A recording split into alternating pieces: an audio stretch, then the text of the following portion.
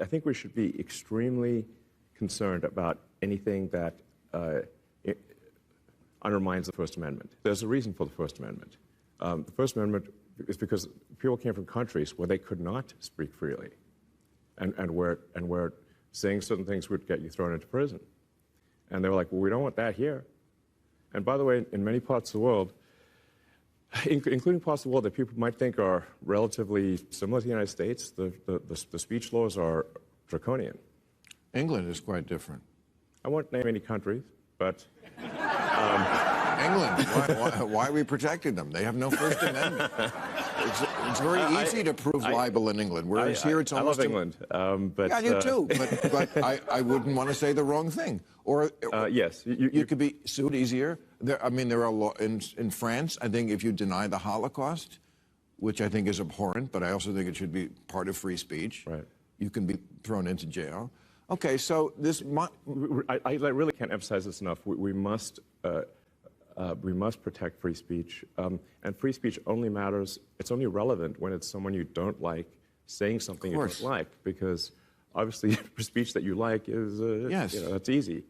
So it's the thing about censorship is that, sure, for those who would advocate it, just remember, at some point, that will be turned on you. So,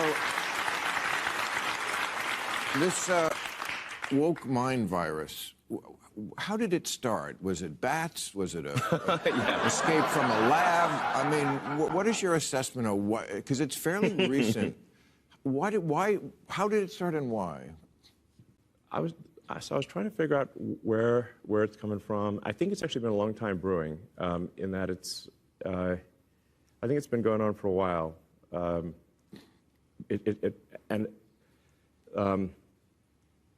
The amount of indoctrination that's happening in schools and universities is, I think, far beyond what parents realize. And I sort of came to realize this somewhat late. The experience that we had in high school and college is not the experience that kids today are having, and hasn't been for, I don't know, 10 years, maybe 20 years. So, aren't parents themselves also a big part of the problem?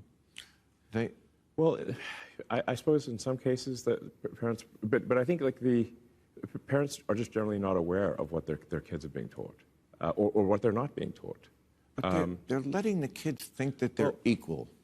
I mean, yeah. Let me give you an example that a friend of mine told me, which his daughters go to college go to high school in the Bay Area, and he was asking them, like, well, so who are the first few presidents of the United States?